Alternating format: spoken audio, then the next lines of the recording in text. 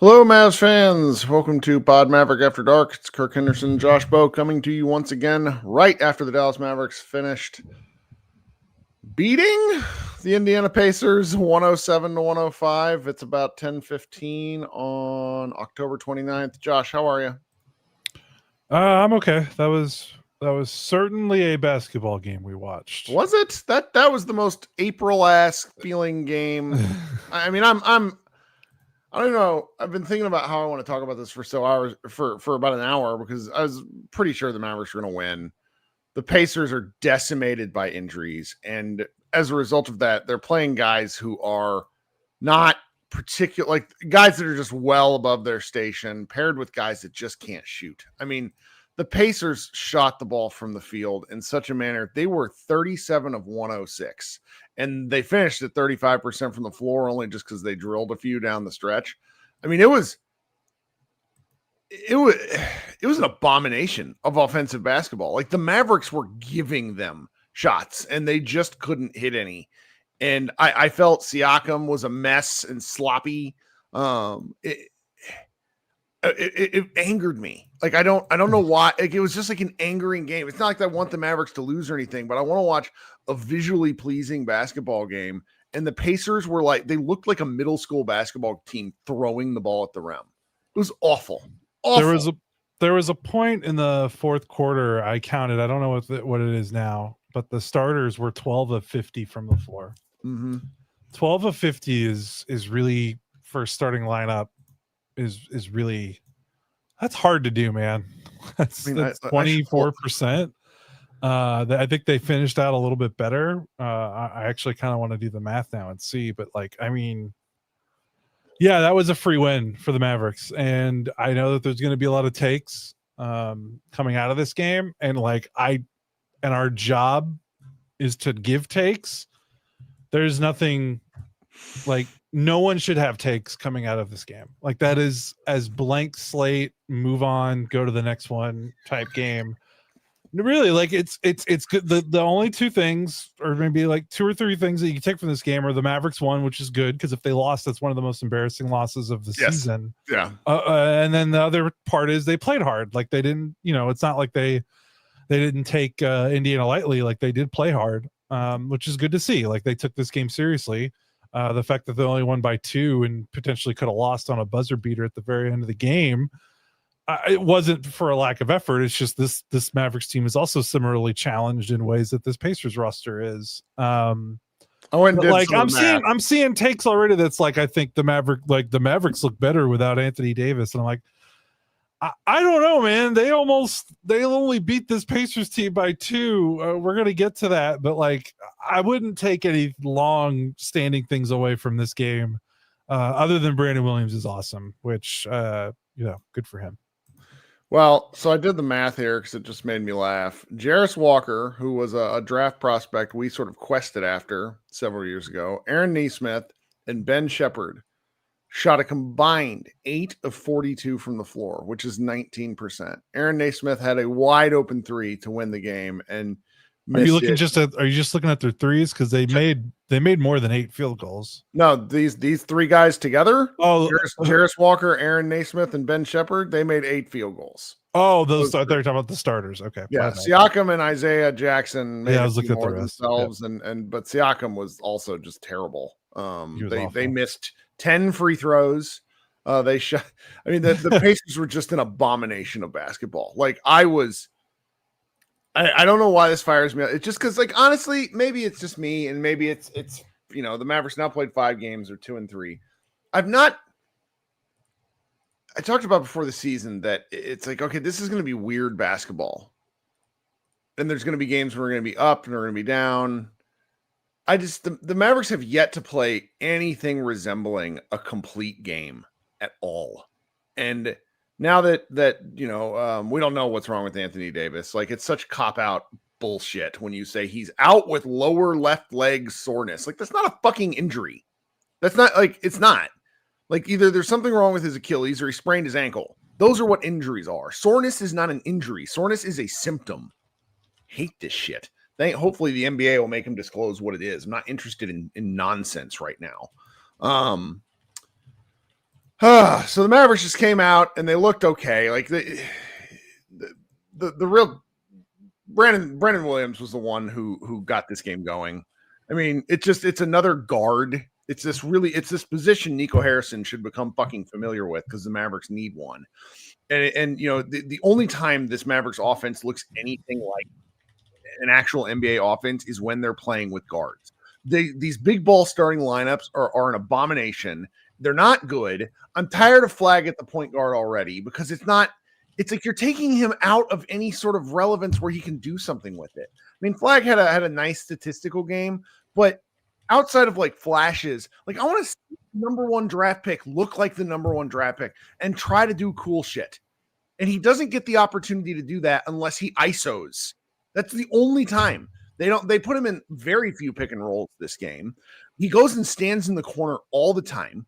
And I'm really sick of watching other players shoot the ball. I am. I mean, let's go through what the other guys did tonight. PJ Washington, 2 of 8. Congratulations. Klay Thompson, 2 of 10. Max Christie, 3 of 7. Congratulations. You know, and then you go to the bench, and the bench is where the scoring is coming from these Mavericks lately. And I mean, if we're gonna watch this team, if we're gonna root for this team, they owe it to the fans to put out a better product than what they're doing right now, because what is out there right now sucks, and they should be embarrassed. I know they won. This sucks. The Cooper Flag point guard thing. I mean, just look at what D'Angelo Russell and Brandon Williams did. They were both awesome. Russell had 14 points on 11 shots, and Williams had 20 points on 4. Like, if they don't, the only way to justify what the Mavericks are doing right now from the coaching staff in terms of this starting lineup and playing your point guards less minutes and forcing Cooper Flag into a position that he's uncomfortable with, you only do that if you don't care about the results. Like, if the Mavericks feel like this is a gap year and they just want to develop, throwing Cooper into the deep end and making him uncomfortable and trying to get him to experience different things makes sense. But from what we understand, at least publicly, the goal from this organization is they want to win every game. They want to win a championship. So there's just something kind of at odds there. And I don't know. Like, if they want to win more games, they need to play real point guards more minutes, more consistently. They need to get Cooper off ball a little bit more. But if they feel like this is what's best for Cooper's long-term development, I guess I can't argue that right now. Yeah. But if they also want to say that, and they want to say that they're trying to win as many games as possible, then that those two things don't mix. Like, they're kind of playing the season out like kind of halfway. Like, you're appeasing Anthony Davis and Klay Thompson, you know, by starting Klay, who, you know, by all account, you know, if you look at everyone that's played, he's probably the least deserving of the starters right now, even if you consider his floor gravity. He just hasn't played well. He hasn't earned it, I would say. That's not even me trying to be super critical, because Klay's been a good soldier for the Mavericks since everything kind of went to hell last season after he signed here. And you're trying to appease Anthony Davis by playing him at the 4 because that's his preferred position. Like, those are two guys that they're not going to be on the team. They will not be on the roster when Cooper Flag is 25 years old. Like, yeah. So you're trying to appease the present, and it's like, okay, if you're going to do that, you might as well just try to win now. Like, you know, are you trying to win now?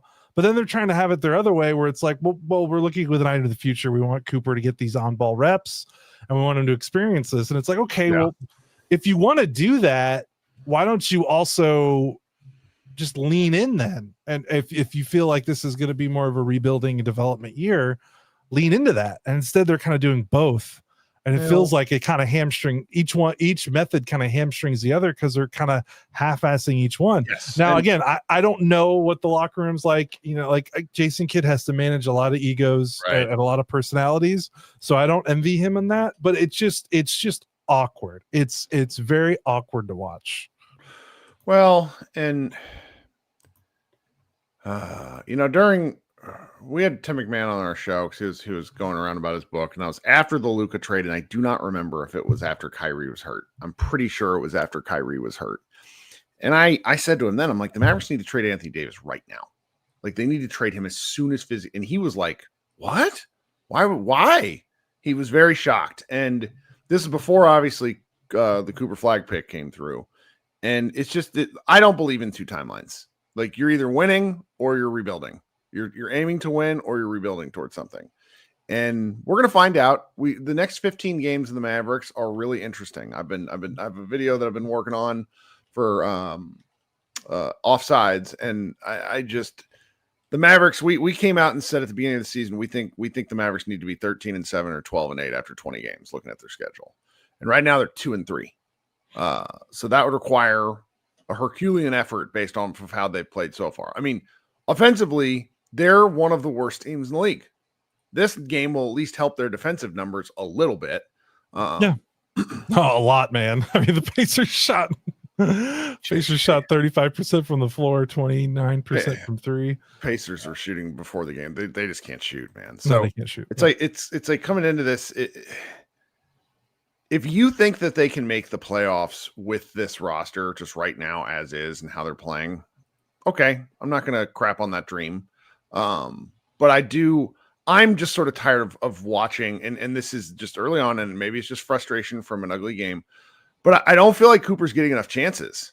I just don't feel like he's getting enough chances to show what he can do on offense. Defensively, he's pretty fun tonight. He made some great plays around the basket defensively. There's a couple of verticality plays like the Tyson Chandler stuff where he's getting bodied into. He's just really impressive. A couple of powerful rebounds in traffic.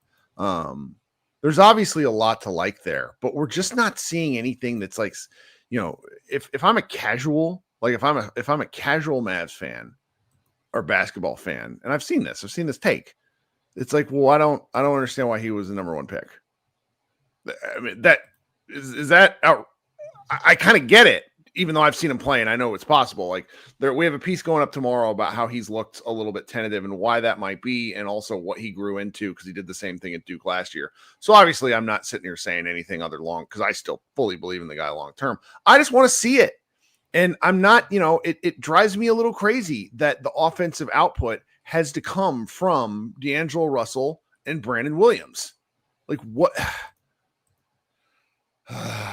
Maybe I'm just overwrought, man. I don't know. Well, we got to talk about the reason why Anthony Davis got hurt. Like we haven't even really. Let's talk about that. Let's go to break real quick. And then that's the biggest news, and we kind of have to talk about that. Let's. I think that's why we're all angsty. Yeah, I mean, I'm not. See, it's like okay, we'll. Okay. All right, so guys, if you would like to support our show, the main way you do that is by watching the ads. The second way you do that, there is a link in the show notes that goes to a PayPal. You can, of course, give us super chats and things on here. We very much appreciate it. And we've been getting, hearing some dollars here and there from people from all over the world. I very much appreciate that. So if you're at all interested, that's where that link is. But do us a favor, listen to the ads. Those what do you call it? An ad impression. They can tell when you listen and they can tell when you fast forward. So that'd be helpful. We'll be right back. All right. Thanks so much. If you're here, you're probably subscribed. If you aren't subscribed to our YouTube channel, please do so. It's a fun channel. We're trying to grow it bit by bit. It also allows you to participate if you're watching live in our secondary after show where you can help kind of power the conversation. I've had some real fun these last 4 games and hopefully tonight too. Hearing from our fans. Now we tend to have probably the same 10 to 12 folks that want to come up in most games, but I will tell you, if you are at all interested, I will bump new names to the front line. But I want to hear what you guys have to say as Mavs fans, because this is supposed to be fun, and even when it's not fun, talking basketball with friends can be. Okay, let's talk about the injured elephant in the room. What even happened? I don't even know. I don't know either. No one really knows. I mean, he didn't. If you watch the replay, there's nothing really there. Yeah. It looks like his feet. Like it looks like he kind of gets his feet maybe stepped on, lands a little awkward. And this is like midway, maybe a little after midway through the first quarter. But the thing is he starts running up the floor fine. So whatever happened, when he landed, I think he took a shot attempt and he's trying to land, and he lands. It doesn't look like it happens there. It looks like as he starts jogging back up the floor, then he stops and he's hurt. He immediately takes himself out of the game, and they're calling it lower leg soreness. So I don't know. that's not an injury. So I don't know what's, is it a calf strain? Is it the Achilles that they mentioned he was on the injury report today? Classic So we don't, Anthony Davis. We don't know. Fashion. And I'm about to quasi slander him here, and I don't care. In classic Anthony Davis fashion, he went back to the locker room only to try to come back in. I hate that stuff. I'm glad they kept him out. You don't fuck around with anything Achilles or ligament like adjacent. You just don't. But enough with the tough guy act. If it was bothering him enough before the game to where they had to put him on the injury report, for a guy of his age and frankly his fragility, keep him out of the game. I'm going to bitch about him regardless. Let's not do something catastrophic, okay? Like, protect him from himself. He wants to play. I know that. I respect that. All of us should. But sometimes your body just doesn't let you do what you want to do. And I know that's what he gets paid for, but it's not a discussion. That element of it is not a discussion for in the moment whether he should play or not. And so if I'm pretty frustrated that he was on the floor at all, to be quite honest with you. Anybody that plays fantasy football knows that this is what kept Christian McCaffrey out for most of the season last year. It's brutal. It's Achilles stuff is brutal. It's hard. Like anything in your feet is hard because you just don't get blood flow down there. And so there's just not a lot you can do. You have to wait. I'm ranting. I'm sorry. No, I understand. He pops up on the injury report with like Achilles. I can't remember the actual terminology, but like anything that says Achilles is like, oh, like that sounds very serious. And then he doesn't even get through he doesn't make it through the first quarter. So there is a little bit of like, well, like what, like, yeah, like why did he play? And I guess, if he says he's healthy and he makes it through whatever pregame checks you have, you kind of have to trust the player. But that's what your point is, like maybe you don't, you take it out of the player's decision. You say, okay, even if you're moving well, let's just be precautious. Let's take it easy tonight. Sit out tonight, let's get you feeling a little bit better, and then you'll come back in. We don't know how long if he's gonna miss any additional time. The Jason Kidd after the game kind of was very vague and just said we'll see how he feels. So we won't know till tomorrow or the next day if he's gonna be out for an extended time. But yeah, it's just disappointing. This is the thing. He didn't get through 5 games without his first injury. Just that's been his MO, his career, and it's just he gets hurt. Like don't know what else to say other than just deja vu, because of course he gets hurt when Daniel Gafford and Derek Lively are also still hurt. And it's like, I guess the Mavericks are back in their natural habitat of playing without any centers and being shorthanded. First of all, that is Dwight Powell erasure, and we will not have it. No, I love Dwight Powell, but I'm just saying they're right back to where they were last season, like when Anthony Davis and Lively and Gafford were missing all those games. So it's tough. It's just, this is what we talked about all since the trade was like, this is for everything good that Anthony Davis brings to the table. This is the downside. He cannot stay on the floor. Now, hopefully if he doesn't miss any time, or even if this is one game and he comes back, then no harm, no foul, but it's just tough. And everyone, the whole fan base is just, everyone's on pins and needles. Like you're extra sensitive about this stuff because this is what everyone screamed about after the trade was like, what, like you said, you complain and you complain about Luka not being, you complain about fair, not the injuries, which is fair. The time. No, absolutely. We spoke about our frustrations with Luka with this stuff before he even got traded, but you trade him for another guy that also can't stay on the floor. And it's just like, what are we doing? And it's just, you're going to get frustrated. For tonight's game in particular, I think if they would have just come to the conclusion early, all right, we don't have Anthony Davis. That allows some clarifying purpose within the offensive roles of this team. And the Mavericks can get going earlier and maybe do some of the things that I want. I can't handle Cooper Flagg running to the corner. What is that? Get the guy involved in the offense. Like, also, secondarily, am I wrong, or have they just broken down entirely from using this dribble handoff shit? Or do they try it for like 20 possessions and then just go back to pick and roll? I don't know. They had some success with it with Dwight Powell.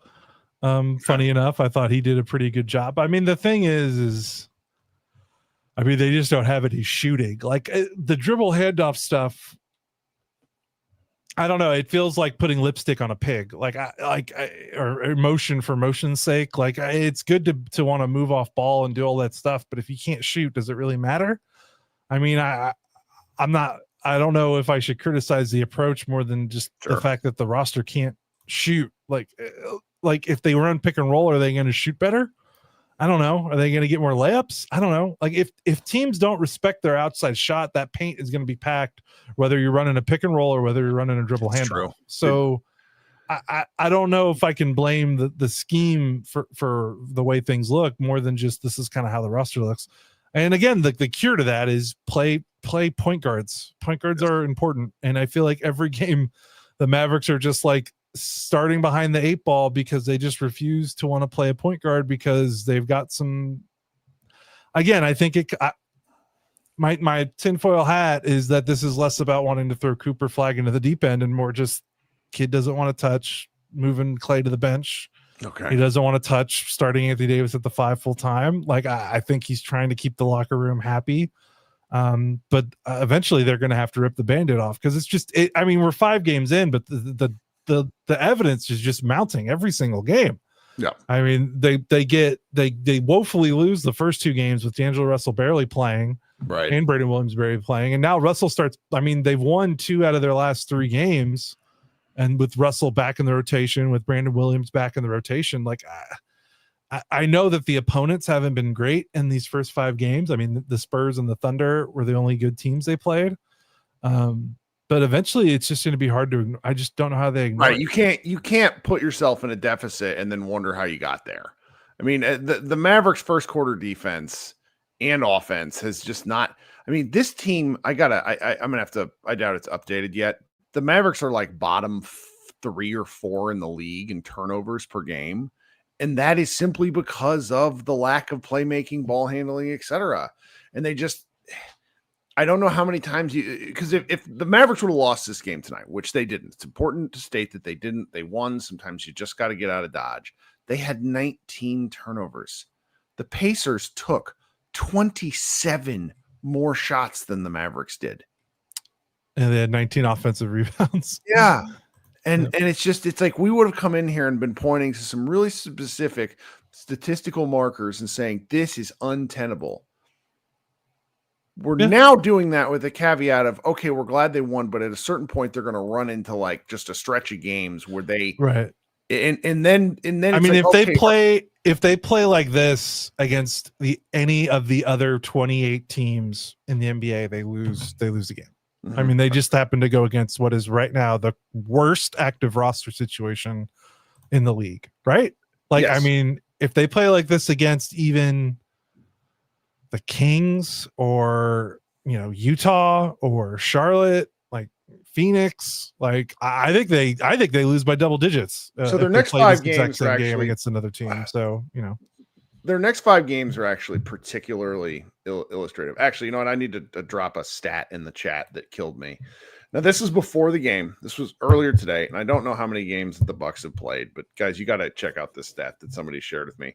So Giannis Antetokounmpo is so far ahead of the pack in terms of points at the rim, points in the like restricted area. I think it's right there. He's like there. I saw a chart earlier today where it's like Giannis way up here.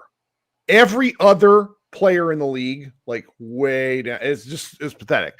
So I actually asked, because I know the Mavericks have had a real hard time with drives, and I asked the producer of data. I said, where does Giannis compare to the Mavericks team?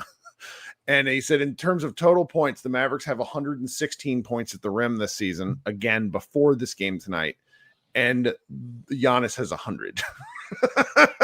yeah. I mean, they have no one that can get, well, they do. They Brandon Williams is pretty much it. Yeah, Brandon Williams. I mean, D'Angelo Russell can't really get downhill, but he at least is a ball handler. Yep. But yeah, Brandon Williams, like, Ryan Nembhard was in the rotation ahead of him to start the season. Like, this gets back to like kids experimentation stuff, and it's like, how much is too much? Like, it's kind of cool that he's willing to try all this stuff and throw shit at the wall and see what sticks, and give things a shot, because I genuinely think a lot of this isn't even just NBA coaching, but professional sports coaches are way too conservative with their approach. And so to see a coach that's just like, F it, I'm going to play the two-way rookie and see if he works is like kind of commendable. But on the other hand, it's like, bro, this guy, Brandon Williams, was like literally your best player for most of the month of March, like last season, to keep you in the play-in race at a position that you desperately need depth. Like you don't, it's not like Kyrie Irving's healthy. Dante Exum's healthy. Like they need exactly what he can bring. He should be getting 25 to 30 minutes a night right now. Like he just should be. Well, and just while we're here, we have to crack this joke. Shout out to the Mavs broadcast for just refusing to acknowledge why Brandon Williams has been away from the team the last couple of games. And though, for anybody who doesn't know, we don't like condolences to Brandon Williams. He went home for a funeral of a close friend. And then when he came back, he was arrested for possession of marijuana, which I can't even remember what Texas's laws are, but it's pretty illegal to fly with it. Like I think that's what they got him for. And anyway, like he was great tonight. And he was awesome. He doing exactly the same stuff he did last season, like just downhill. Yeah. He can generate his own shot at the rim, and he might be the only current Maverick besides Anthony Davis that can really do that consistently. And he's the only guard that can do it. Right. That's for sure. A healthy guard. And honestly, like I wrote about it and we've talked about it. Like, I mean, he got to the rim better than Kyrie Irving did last season before Kyrie got hurt. Like he has pep, he has zip, he has juice, whatever you want to call it. He's got that where he can kind of create something out of nothing. Right. And he needs to play. He needs to play a ton. He's not going to be like he's a pretty decent driving kick guy, but when he gets downhill, he's mainly looking for his shot, not others. So I don't know how much he's going to help. I mean, this is bad. He's going to help the team because the team needs scoring. Like even if he shoots a bunch, like, and he doesn't get a bunch of assists, like it doesn't matter. It's still going to help because they need someone. I sort of think so. He's not going to be like a 12 assist guy because he's getting into the paint and splashing out the passes to the corners, but he's going to get to the paint. Like, do you remember, which is a big deal. First half, he basically goes on a 12-0 run by himself, and then he went out of the game. Like, I think Kidd will probably continue. You know, you said he should be getting 30 minutes a night. I think Kidd will really likely use him as a scoring spark plug. Like, that's what I think. I think he'll attempt to, because like you said, he's not really he's an offensive hub unto himself, but he's not a passer, and you want to get other guys involved. And I think that that's fine. Then start D'Angelo Russell. Sure. Right. And play him. And I'm minutes kind of whatever. So if he's playing 24 instead of 30, that is what right. It is, as long as I'm not going to be. I mean, tonight he was like hyper efficient. He was fun to watch. All right. So the last thing I want, I was rambling about something and then I got off on my own sidetrack. So the Mavericks are 2-3. Their next 5 opponent, this is what it looks like. Home against Detroit, but they're playing in Mexico City. That's on Saturday night. That's on Peacock. That's going to be an interesting game because Detroit has been pretty disappointing too. Detroit is talented and they don't have some of the excuses the Mavericks have. They're just not playing particularly well. Picked up a big win tonight though. Did they? Okay. They kicked the crap out of the Orlando Magic. They needed that. And the Magic are, wow. The Magic are in a dark place. Then which the I Houston said Rockets, over the summer, by the way. Sorry. Yeah. Remember? I don't know we were bored and I decided to take a dump on the That's right. Magic. You said they were garbage. So then then they're playing at Houston on Monday. That game might be a massacre. But then it also just might be the world's biggest rock fight because they're playing the Pelicans, who are in one of they look like they quit tonight against Denver, and then Memphis. And so, and then Washington again. So the Dallas in my, if we're talking about climbing out of a hole, again, they're 2-3. I sort of have an internal goal for them for after 10 games to be 500. Just taking the season a chunk at a time. I don't know how hurt Anthony Davis is. I don't know about Gafford. You can't really prepare for this stuff. But if you and I talked about them being 13-7 or 12-3, they have to start tipping the scales in their favor. They can't afford, for example, a loss to Detroit and a loss to Houston. They just can't. A lot of Mavs fans are used to Jason Kidd being able to experiment, and I think there's something to that. But here's the deal, guys: they don't have Luka anymore, And Luka's a differentiating factor in a way, and that's fine. Anthony Davis is different. And unless we're really going whole hog with Cooper, which maybe they will, they just have to start like racking up wins. Like coming out of this homestand 4-1 was what they should have done, and instead they're 2-3. And so I just, maybe everybody's, including mine, like I sort of put them as a floor of 40 games. And you and I both thought that they would be okay. I think we were lower on them than kind of the collective fan base, but that's what fans do. Fans get excited. And now it's like reality's kind of staring us in the face. And I'm having a hard time seeing where like the jumps and improvement come from. Yeah. And especially like how hurt is Derek Lively? Like when does Daniel Gafford come back? I really want Lively back. Yeah. Like, I mean, they need, like, if Davis is going to be out, okay. But like, is Gafford coming back soon? Is Lively coming back? Like, they're already starting to kind of go through the same kind of things that they went through last season, where it's just like attrition, and they have to keep changing their identity, which is hard. Like they want to play one way, and now these injuries are going to force them to play another way. And then it's like when these guys come back, they're going to have to switch. Like stylistically, they look very different tonight compared to how they normally look. They're just had to play without a real, Dwight Powell was their center for most of this game, and then they played PJ at 5 for some minutes. Like that's completely different from how the starting lineup of game 1 wants to play. So that's kind of hard too, is they can't really find themselves because of these guys being in and out of the lineup.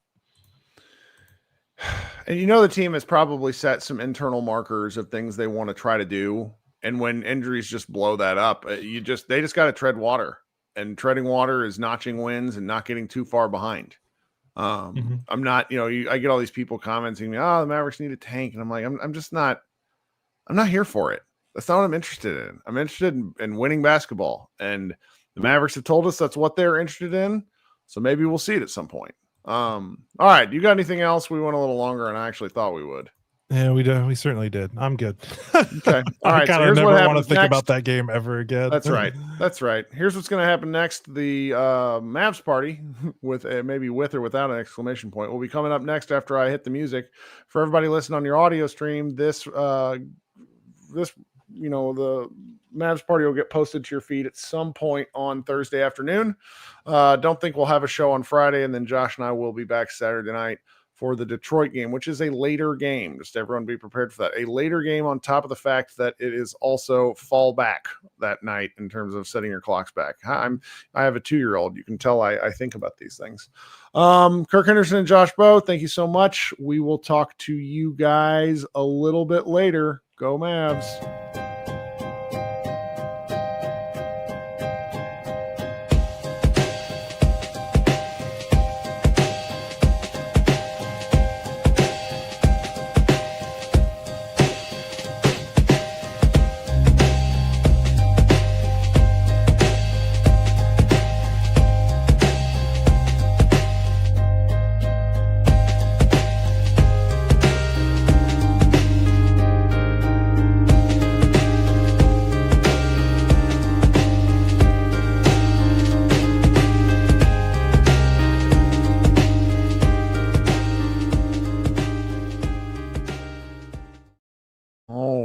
Everybody, welcome back to Pod Maverick presents Mavs Party.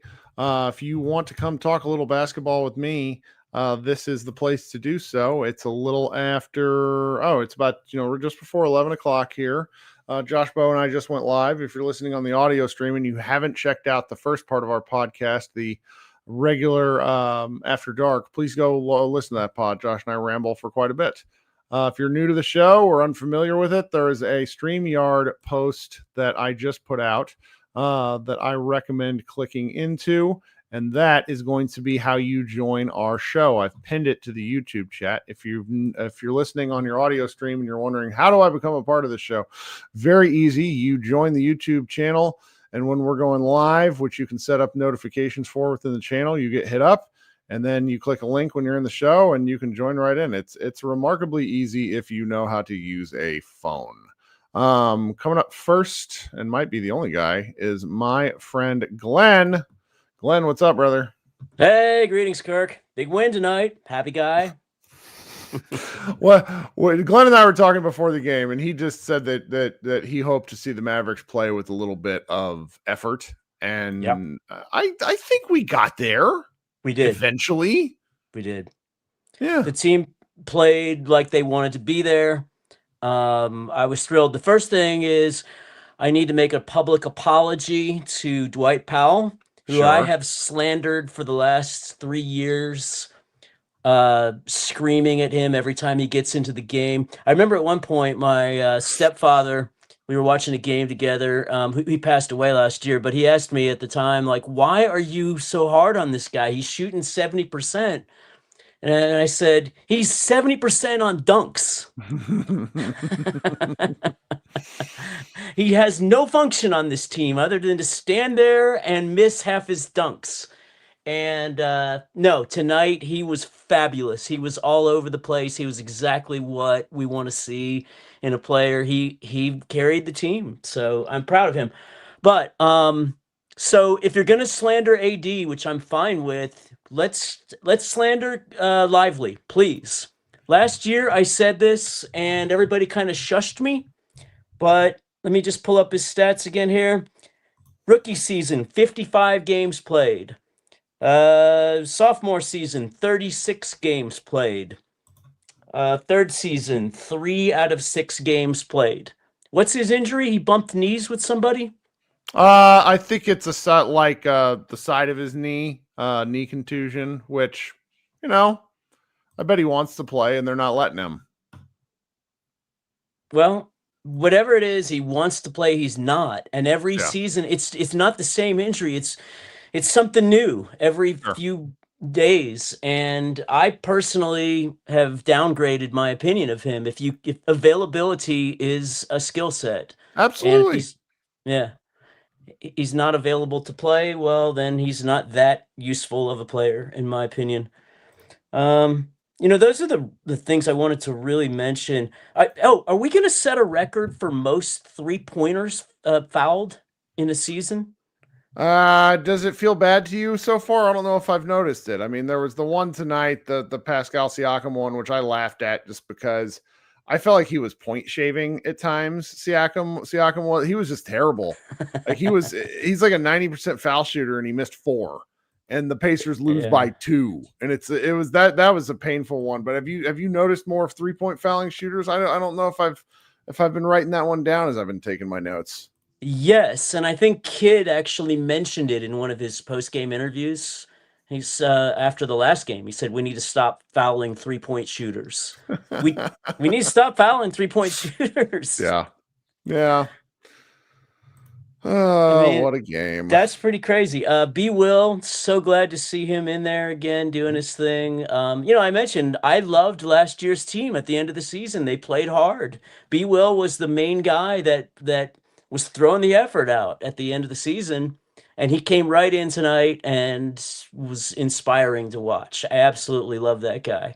And man, don't fly with weed. Like, when I found out about it, I started laughing. Like it's just so funny. Like it's a young man mistake of like somebody doing something that just didn't need to happen. But I'm glad he's back with them. I'm glad no like decisions and frustration were made because he's a very valuable player. How his usage gets figured, I think, is going to be pretty important. Josh and I were just talking about that. I'm glad he's with the team. See, I think, and again, we've talked about this, but I think Kidd experiments. That's what he does at the beginning of the season. And we saw something tonight that is going to be something you see a bit more of. I think we're going to go to some more lineups that have no bigs at times. When he needs a spark, he's probably going to go small ball at times. Stinking funny. It's so funny compared to what the team wanted to do. Just amazing. Yeah. Well, maybe that develops after a while. Like I think I heard Max Christie talking before the game about how they just don't know that offense all that well yet. It's completely different than last season, and maybe it's just going to take time. But I certainly agree with you that Cooper Flagg is kind of wasted standing in the corner. I don't like it. No, but when you have the small ball lineup where Cooper Flagg is is one of your bigs, then I mean he can really make a difference out there. Although he misses a lot of so far. He's missed a lot of close in layups and close shots that I'm sure he'll get as the Yeah. season goes on. I'm so Oh, yeah. excited about what he brings to the team here. Good. So I did want to note, Twitter user Two Thumb Chum said, "I'm sure it was a vape pen or something like that." I've heard it was close to 2 ounces in a mason jar. So just traveling with Kirk, a mason jar of weed. in It's my like the visual industry, kills me. It's so funny. in my industry, a lot of the people travel with weed. They just do, and I would never do it myself, but everyone knows you don't do it in Texas. They Yeah. literally have a jail in the DFW airport. They do, So and I'm glad I've he's got some out. friends that have spent time in that jail for that very It's reason. it just has made me laugh since I found out about it, where it's just like, oh, he went home for sad reasons, and then he had this thing happen, and it's just like, ah, and then he came out look great, and like that, just it's like you blow that away. So, well, Glenn, thanks for kicking us off. We'll talk soon, okay? My pleasure. Have a great night. All right, good night. Glenn and I actually texted a little bit earlier today because he finally got around to watching the notification about the jersey retirement, and then the Mavericks did a really good job with that. Okay, coming up next is Matt. What's up, buddy? Hey, Kirk. How you doing? Pretty good. They won, and I thought even though it was pretty ugly, once 80 went out, it was kind of fun because the ball moved more. It might not have always, resulted in anything good, but Right. Just the style of play, I think even you can tell with the players they'd rather play that way. Yeah. And so it's going to be interesting to see how long he's out and how that affects the play of the team. I definitely think if Lively and Gafford can come back even as soon as Saturday or Monday. Yeah, they need one of them for the Pistons. Yeah, Otherwise, sure. I don't like that game for Dallas. No, Cade will live in the paint if Yeah. they don't have those guys. Which he might anyways, given the state of the defense, but at least we'll be tall. Yes, and they can maybe challenge some of the shots. But Right. yeah, I just think I don't know. It's my gut feeling is this team's just bad, but I'm okay with it if they're fun, if that makes any sense. And that's, I think, what I was getting very frustrated with the start of the first show that Josh and I did is like, this so far has not been very fun. Like what we're doing, talking about it is fun, but like the actual act of watching the Mavericks has not been very pleasurable. Like you get the occasional run where it's like 4 or 6 possessions in a row where they look great. And then it just goes back to being like hot dog water. I hate it.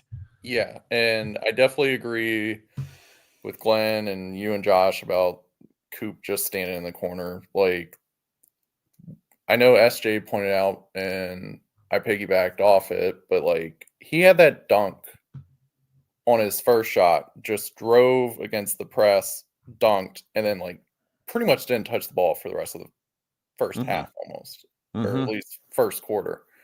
And it's just like, I don't know how his teammates see him do that and aren't like, hey, let's get this guy the ball.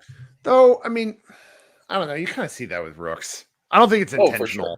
I really don't think it's intentional, but it's also like he has just enough ball handling duty where he's not getting it on the fly enough. I mean, that's where I'm just gonna kind of beat this door until it happens, where they have to figure out ways to get him the ball in advantageous situations. He finally took a couple of like contested shots that I felt like he was forcing, where he got blocked a couple of times by Jay Huff. And it's like I felt like he was really kind of just forcing the action there, but he wasn't getting the ball. Yeah. And the Mavericks offense was garbage. And it's like he still finished, 6 of 11 from the floor, 15 points, 10 boards. Like this was a good complete game for him, but there's not that zhuzh that you want from the number 1 pick. And I think that's not happening primarily just because of the offensive structure.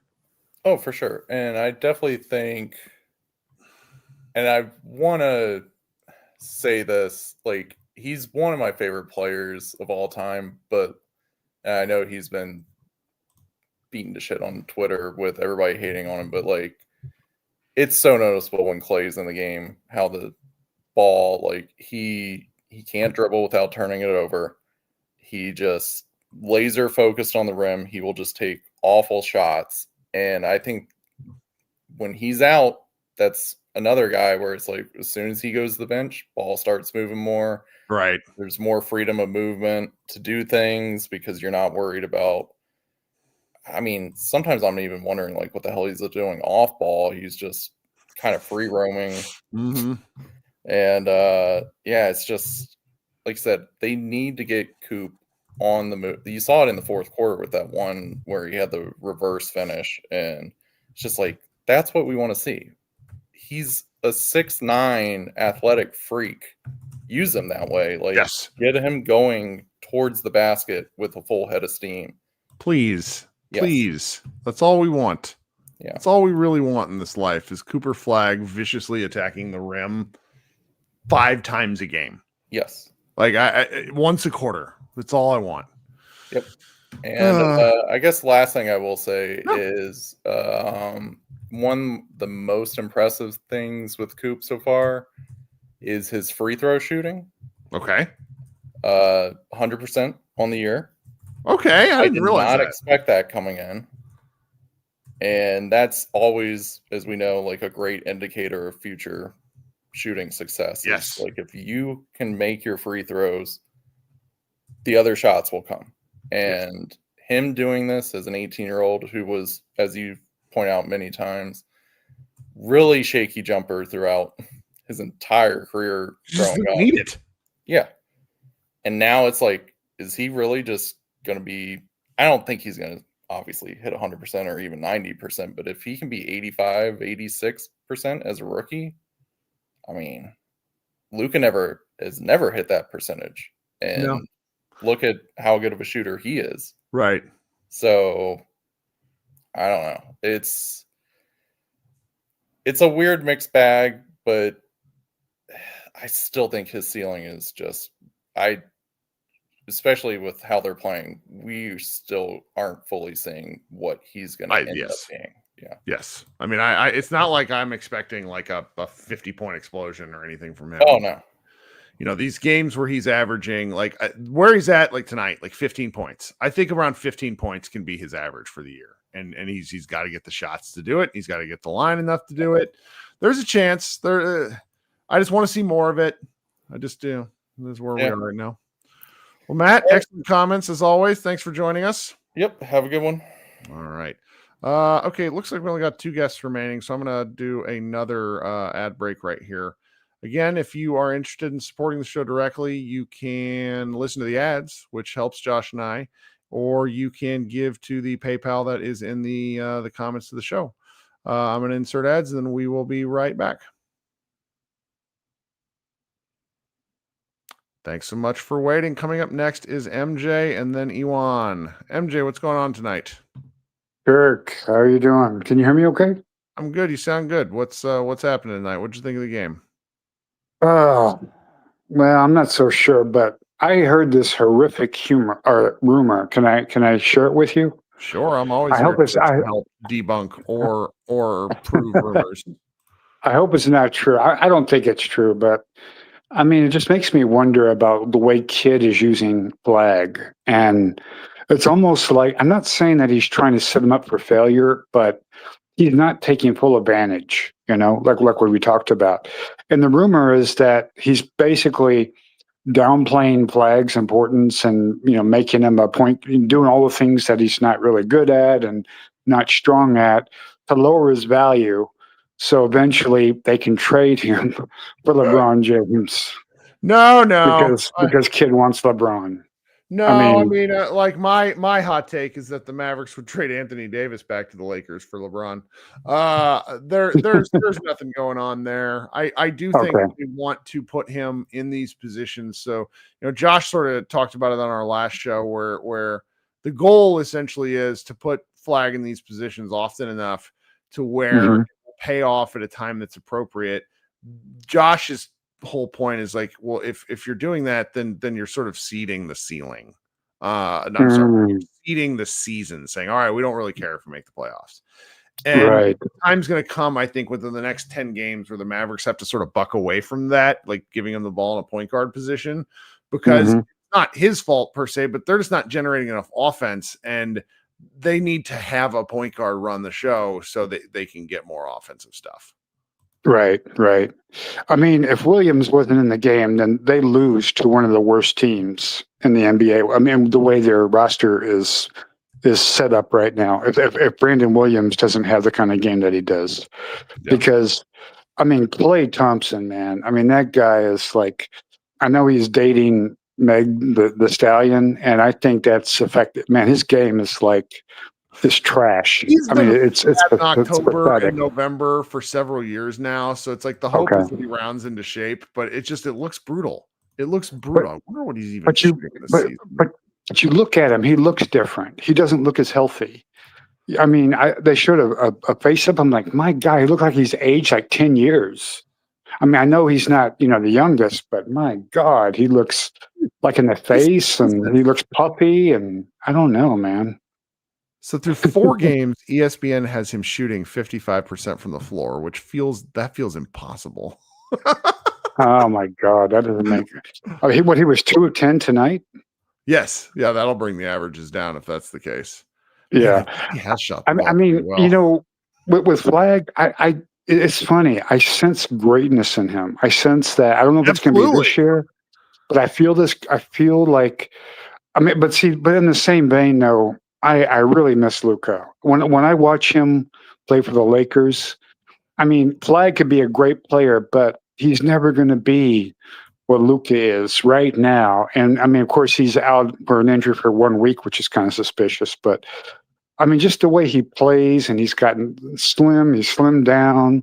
He's skinny, Luka, and it's just, man, it's almost to the point where last year, years before, I mean, Mavericks were huge on my radar. I mean, everything was about Luka because I wanted Luka to do well. And now this year, it's like I want them to win, but I kind of laugh sometimes because I like that you're being very critical of the teams, because I get so sick and tired of watching these other podcasts, and they're just blowing smoke up people's asses, and they're not really, like what you talked about Anthony. I mean, street clothes, Davis. Basing your whole franchise on whether this MFer is going to fucking be able to play because he's got some stupid thing that happened every year. There's some kind of weird thing that happens, and he's out of games. Hence the name Street Clothes. And it's like, and then in the past it was about Luka, because you it's almost like today somebody was talking about, Michael Jordan compared to, LeBron James. They're talking about the subject of what was it? When they're resting the players and stuff. Yes. Yeah. And and he was on NBC. He had that little 3-minute interview, and they talked about it, and they compared Michael Jordan, LeBron James, and they said Michael Jordan played every game, and he said, I don't know if he said this, but it was kind of intimated that he wanted to play, and he could play against, like back in the 90s, maybe one of the worst teams, the Kings or some team that's not even that good. But people would come out, everyone would come out to watch him play because they might see something that he has not done. Yeah. Or that he had never done to that point, because he was that kind of player. Because he said, I want to play my best because of these fans that might never see me, and they take their hard-earned money to watch me play. And it just, when I think about that and I compare that to what LeBron has done, with load management and all that stuff, it just makes me appreciate, Jordan. Yeah. And I'm sorry, I kind of lost my track. I had a point of bringing something up, but I just, man, I really miss Luka playing, and it was almost, it's the same thing with Luka. You want to watch because there might be a magical game, like the game against Portland, where he shoots that 3-point shot from the right corner that ties the game. I remember that one. And Paulwell, said Luka magic. Went crazy. And these games, or the game he had against the Knicks, where he throws up a free throw, and then I'm not sure if he or someone else, but then he gets and he gets the ball and he thinks that he won it, but they tied it. I mean, just magical stuff like that. That it was like, and for this not to, for him not to be here. I mean, it's going to be great if Kyrie comes back and we can see what the team looks like with Kyrie. But I mean, I'm sure there are a lot of fans beside myself that we're still fans, but it's almost like right now I have kind of ambivalent feelings about them because I dislike LeBron, but I want Luka to play well. Right. And it's been okay since LeBron hasn't been playing. But I know it helps, when he comes back to play, if he does, or unless he gets traded or whatever, that it's going to help him, but it's going to help Luka. So it's like I want Luka to do well. I feel so much better when LeBron retires, and then I can be a full Luka supporter, except when they play the Mavs, and then hope that the Mavs can beat them. But man, I just don't know about this year, man. I mean, well, they got to figure out what they want to be. If they want to win games, then Flag shouldn't be playing point guard. If they want to develop Flag, then they maybe need to reassess what this team is going to be and move on from some of the older players. The one thing though, this kid though, I tell you this, I know that he fucks around in the regular season, but I really give him credit about, playoff matchups. And if you can just get him in the playoffs, and if they have a decent team, then I think he can be one of the top coaches strategy wise in a series. But it's getting to that point, and I think it's hard to really measure right now without Lively and without Gafford to really see what kind of team they are. And until you see that, and I think hopefully tonight kind of shows that you need a point guard. You can't frickin' do your stupid lineups with 3 or 4 bigs and one guy who who can't shoot or is not a good distributor of the basketball. I think it's proven that you need someone to facilitate and to move the ball. And get shots. But I really enjoy your commentary, what you and Josh do every night, man. It's awesome to be able to listen to you and to listen what y'all think, and and be very. I like you being critical, because I just hate those other people talking, just blowing smoke, not really, putting out to the fans what's really happening. Yeah. Well, I'm glad you joined us. All right. I appreciate it, man. Take care. Talk soon. Okay, coming up last, unless anybody else wants to join after him, is Zach. Zach, welcome to the party. What's going on? What's going on, Kirk? It's a kind of a game that I am delighted to get past, and I was actually like very angry when the game was over. I'm glad they won, but it was just like it felt like such a colossal waste of my time. And talking to you guys has helped. So what's going on? I have to be honest, man. I'm overseas. I missed the game. It was hard to wake up super early and watch it, man. But It's like that scene in Office Space where it's like I wouldn't say I've been missing. I don't think you missed the game. I think you good thing you didn't miss the catch up on Panda Hank 41's YouTube highlights of the game, and that'll be good enough. Yeah, I'm gonna do what Adam said and just catch the highlights, Mm-hmm. But I came on here on one of the off-season pods, man, and I was just like really being optimistic about wanting to see what the team could do, and AD, Lively, Kyrie, Cooper, and was thinking like we could really, make a run and, do something. But this team desperately needs Kyrie, man. And I don't think we'll ever see this entire team healthy at the same time. And that's just so sad, because the optimist, the person who likes assessing basketball, can really understand the argument that you just made. Like, I really think they could do something.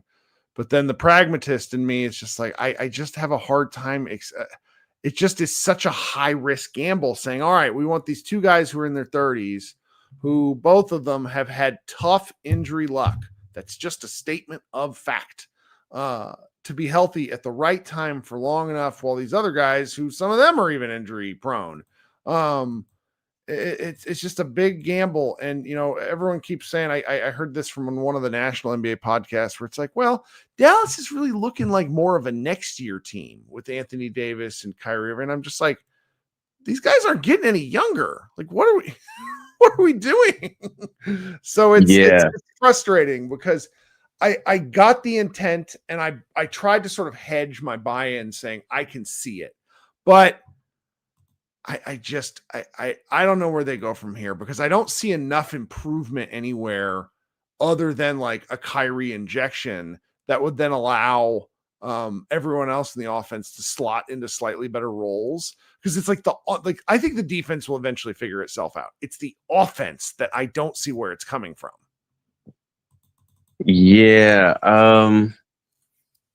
I think I've just gotten to the point where I'm just ready to blow it up, man. I mean, I know it's 4 or 5 games, whatever the case may be, man. I think it'll be better for the fans because, you know, every AD off game, we have this whole like down spiral of like, you know, thinking about Luka. And I think, you know what I'm saying? It's just like, I think we need to just flush that whole situation. Nico does need to be fired. AD needs to be traded. And I think it'll be better for the fans to just embrace a rebuild instead of trying to convince ourselves that, you know, we can compete on the level that we did when Luka and Kyrie and the team, how it was constructed before. You know what I mean? I do. I think this is a good take. Because it's not particularly fun, because it's like, I don't know. So I have a couple of Twitter folks that I interact with that really seem to think that I like to beat on Anthony Davis. And maybe there's some truth in that some of the time. Mm-hmm. But like by and large, I don't want to continually impugn a guy who I think means to do his best. It's just it provides some, you're suggesting what you're suggesting provides some clarity of focus, because I don't know if you've ever had a job like this, but like I work at a nonprofit, and I have this one guy that I work for that is always telling me, well, these are your priorities. And he won't ever establish a priority. He will tell me like 2 or 3 things. And I'm like, this is not how priorities work. You rank them. You have a goal and then things that come after. And this is what the frustrating part is like the Mavericks are trying to do. When you try to do 2 things at once, and if you're not particularly good at both those things, you're going to fail at both of those things. Yeah, that's a good point. I mean, that's literally the meaning of a priority. So it's like, yeah, man, I've changed my stance. I've changed it. Just from the games I've seen, man. It's just, and you know, kids started the season being a mad scientist with these experimental lineups and throwing anything at the wall to see what sticks. But now I think he's more just managing egos with starting Clay and, you know, the things he's just with the lineups. I mean, I know he can do that. He can manage egos. He can do that. But it's just like, I would just much rather just focus on just embracing Cooper Flag. You know, I feel like he's been nerfed to start the season because he hasn't really been able to show his full ability with, you know, starting as point guard and all that other stuff. But yeah, man, it's just every time I get on Twitter, man, it's just like, I know Twitter is funny. I know, you know, or X is funny and all of that. But it's like, man, it's just like fans just seem like everybody just seems like they're just down right now, man. I think we just need to move on, man. Yeah. Like Brandon Williams said, just move on. It's a good take. I think it's a very good take. It's easily defensible. Well, this has been good stuff, man. Hope the rest of your day goes better. I'm about to turn in here soon. Appreciate you hopping on to talk with us. And maybe after the Mexico City game, which is a little closer to your time zone, they play at 9 o'clock Central Time instead of 7:30. You might be able to see the second half or something. Oh, for sure. That works out a lot better. Yeah. All right, man. You have a good day, and we'll talk soon, okay? Same to you, Kirk. Catch you later. Okay, guys, once again, another excellent show powered by you. I really appreciate this, making this season fun. It's weird so far, but it's fun. If you haven't, follow me on Twitter, Kirk Serious Face. I'm also doing a new venture at a company called Offside, and it's an app that's coming. If you follow them and get on the wait list, you'll get to see more of my takes. If you're at all interested, it's a fun new thing coming down the road soon. I'm pumping out videos for them. Head over to Mavs Moneyball. There's plenty of writing about this team. We have a lot. We've had 3 post-game articles already turned in about the Mavs. You check in tomorrow morning, whenever you check in when you're reading this podcast, there'll probably be 2 or 3 more things. Like we have a lot. I'm very proud of the team we have assembled over there. I hope everyone has fun. Thank you so much for hanging out in the comments, even the people that are arguing till over, folks that make them mad. Everyone have a good rest of your week, and we will talk soon. See you Saturday. Go Mavs.